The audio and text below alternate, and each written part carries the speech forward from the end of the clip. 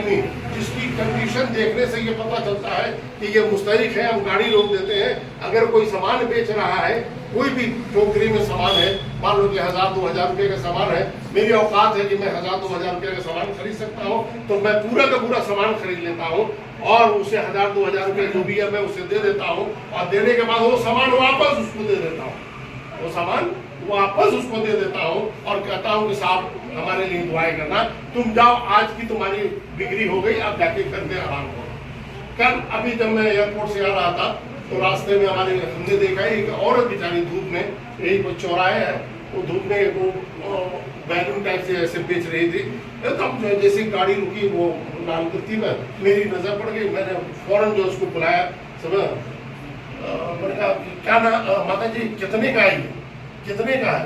तो 60 रुपये बताया। मैंने टोटल पूछा तो उन्होंने कहा 600 रुपये का, 10 पिस्ता। उसके बाद मैंने उसको दिया पेमेंट और उसके बाद मैंने कहा कि आप मुझे ये दे दो, तो वो ले लिया। लेने के बाद फिर वापस मैंने उसको पेमेंट दिया। पेमेंट देने के बाद मैंने कहा भाई ये आप जो है वापस रख लो, लेकिन अब घर जाओ, ठीक है ना। कहने का मतलब ये होता है कि समाज का मतलब क्या होता है, सेवा का मतलब ये होता है कि हम ये देखें कि यार ये किस तरीके का मामला है, ये सारी चीजें हमें देखनी पड़ेगी। अल्लाह ने अगर हमें पैसा दिया है, अल्लाह ने हमें एजुकेशन दिया, अल्लाह ने हमें तालीम दिया है, तो हमें अपने आप को जो है रब का इतना शुक्रिया अदा करना चाहिए कि लोग ऐसे भी हैं जिनको कुछ अल्लाह ने नहीं दिया है, समझे ना, उन्होंने दिया ही नहीं। अब भाई अल्लाह से खिचड़ी मांगो, या अल्लाह मुझे सुबह शाम खिचड़ी दे तो खिचड़ी मिलेगी, या अल्लाह मुझे सुबह शाम बकरा दे तो बकरा मिलेगा। मांगने का तरीका होना चाहिए ना भाई, मांगने का तरीका होना चाहिए, जैसा मांगोगे वैसा मिलेगा, ठीक है ना। अब भिखारी इस उम्मीद में रहता है कि भाई मालदार आएगा तो हमें भीख मिलेगी, वो कभी ये नहीं सोचता या अल्लाह मुझे मालदार बना दे, या अल्लाह मुझे भीख मिल जाए, या अल्लाह मुझे भीख मिल जाए। तो जब उसे भीखी की नियत होगी तो यस उसको भीख ही मिलेगी।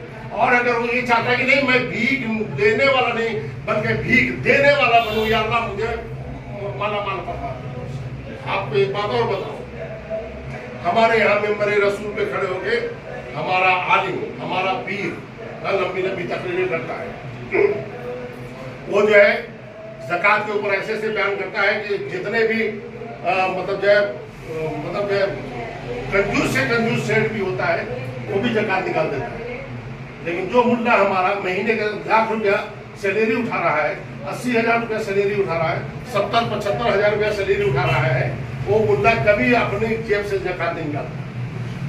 जो फिर अपने दौरे पर उसके स्टेज पे कम से कम 5 लाख 7 लाख रुपए स्टेज पे खर्चा हो रहा है, उसकी जेब में 2 लाख रुपए जा रहा है, उसकी कोलकाता में कोठियां है 10 लाख की, उसकी मुंबई में 1 करोड़ की कोठी है, उसकी 10 जगह देश में कोठियां है, लेकिन फिर भी वो पीर साहब अपने नाम से ज़कात नहीं निकालते। मैं कहता हूँ कि अगर पीर और मौलवी जिसको अल्लाह ने दिया, सबकी नहीं बात कर रहा हूँ मैं, बेचारे कोई 5,000 में काम कर रहा है, कोई 10,000 में, मैं उनकी बात नहीं कर रहा हूँ। अगर वो चाहे तो वो खुद एक पूरे मदरसे का 20 लाख का 15 लाख का 25 लाख का जो खर्चा है वो खुद अपनी ज़कात से खुद चला सकते हैं, किसी सेठ के दरवाजे पे जाने की जरूरत नहीं पड़ेगी। मैं ऐसे सब पीर को जानता हूँ, ऐसे सब मौलवियों को जानता हूँ, क्योंकि मैं खुद भी पीर हूँ। सिलसिले का 4 खानवादे 4 पीर और 14 खानवादे से मैं मुरीद हुआ, अल्हम्दुलिल्लाह खिलाफत है मुझे, मेरे कई मुरीद है माशाल्लाह, मैं बहुत से लोगों को जानता हूँ।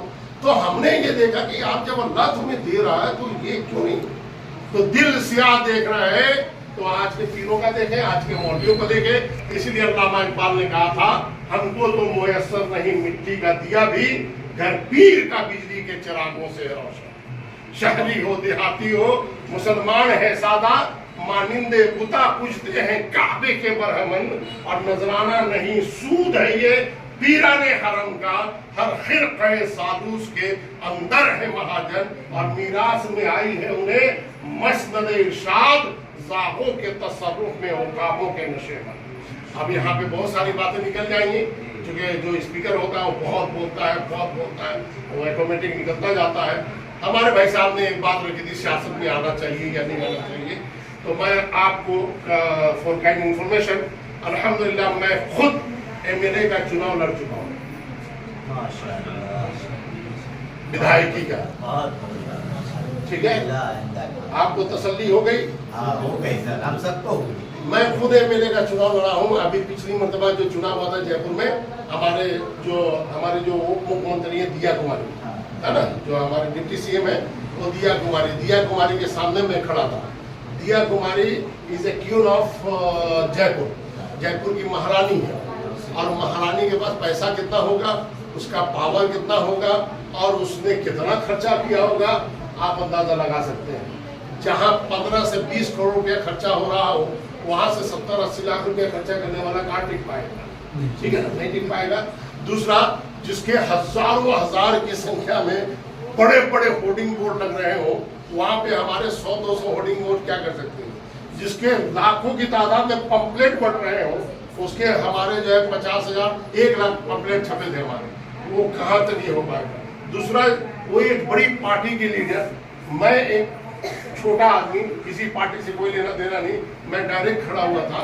इसके पीछे वजह क्या थी, मैं आपको बताता हूँ। असल में हमारे फाउंडेशन का जो डीड है, उसमें नंबर 1 जो ऑब्जेक्ट है, यानी ऑब्जेक्टिव बहुत सारे 22 पेज में हमारे ऑब्जेक्टिव है। इतने फैले हुए हैं कि भारत में जो लगभग 90,000 प्लस जो एनजीओ जो रजिस्टर्ड है, किसी के पास इतने सारे ऑब्जेक्टिव नहीं है। ये इसमें से एक चीज, खास चीज, हमारा पहला जो ऑब्जेक्ट है वो ये है कि हम हुजूर की नामूस पर पहरा देंगे, यानी नामूस रसालत पर पहरा देना, हुजूर की इज्जत पर पहरा देना, नामूस मुल्क पे पहरा देना।